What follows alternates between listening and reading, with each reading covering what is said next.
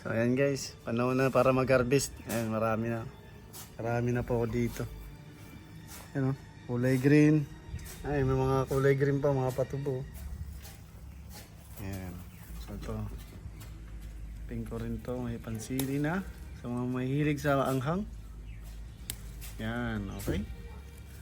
Kanina ang dami niyan, naubos ko lang oh. Meron pa dito. Yan. Yan. Right? Yung isa, plantitas. Yan. Ito, malaki na rin yung ano, lemongrass. Tsaka yung kalamansi namin oh.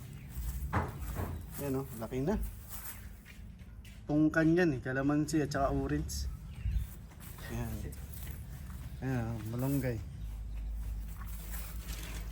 Alright. So, may tanim pa ulit dito. Anong ano to pre? Talong. Talong. Yan. Patubo na yan. Talong. Baka yung talong at saka okra. Yan. Alright. That's it for today.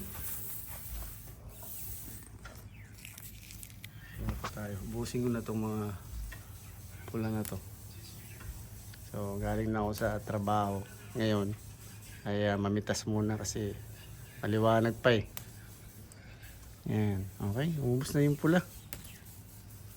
Yun.